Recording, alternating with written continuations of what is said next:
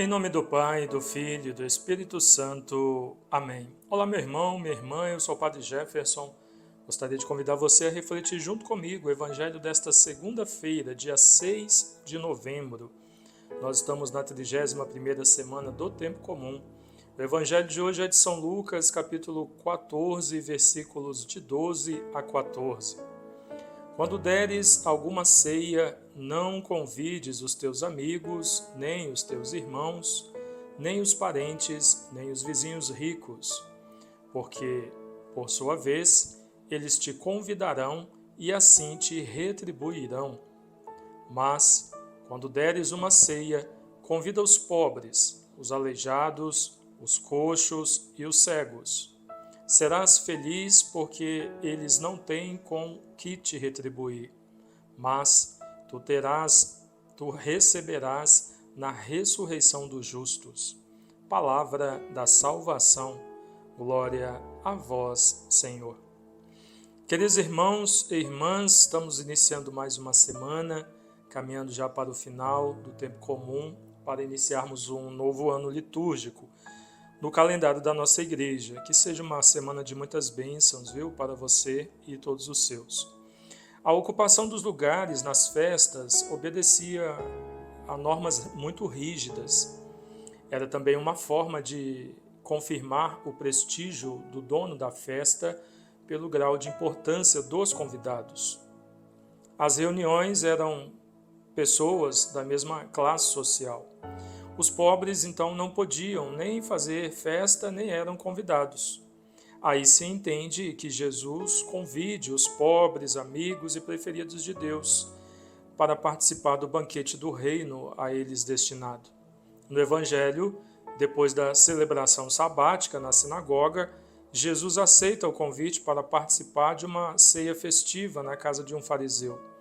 Ele não se negava a frequentar os mais diversos ambientes, e isso, os evangelhos todos nos mostram, mas também não deixava de oferecer orientações úteis aos participantes e também à comunidade cristã. Pela orientação final do evangelho, a comunidade é convidada a acolher os excluídos, pois a recompensa vem dessa atitude de acolhida e de solidariedade.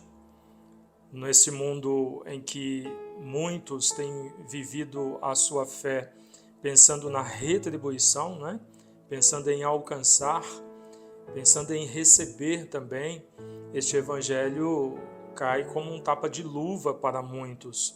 Aquilo que nós fazemos pelos outros, por aqueles que precisam, ou pelos outros de modo geral, não pode ser pensando em retribuição. Assim como a nossa relação com Deus, que é vivida muitas vezes de forma errada, Muitos rezam para que Deus dê.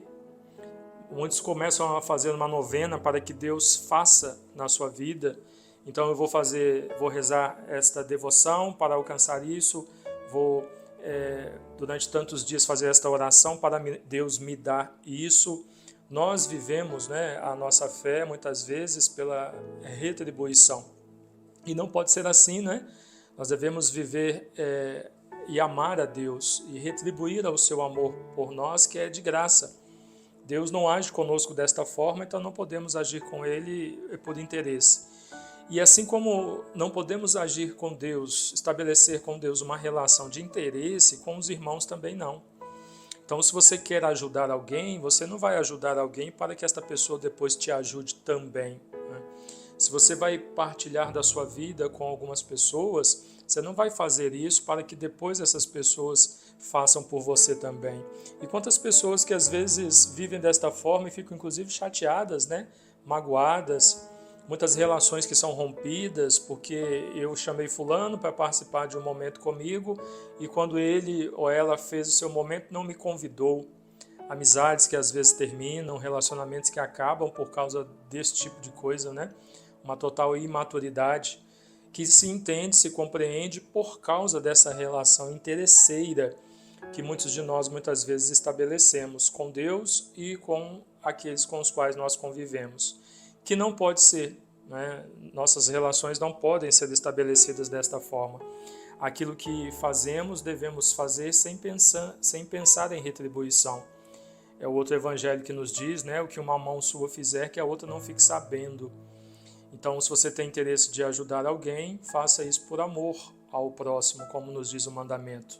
Não para que o teu irmão faça o mesmo por você. O evangelho é muito claro, o entendimento de hoje também é muito claro para todos nós. Ao iniciarmos mais uma semana, que possamos refletir sobre a nossa vida e perceber como está a nossa relação com Deus, que tipo de relação nós estabelecemos com Ele. E também, pelo mandamento que Jesus nos traz, como está a nossa relação com os nossos irmãos, com o próximo, que relação que nós estabelecemos com eles. Que Deus os abençoe e que o Espírito Santo de Deus nos ajude para que, compreendendo as palavras do Santo Evangelho, nós possamos então colocá-las em prática. Em nome do Pai, e do Filho, e do Espírito Santo. Amém.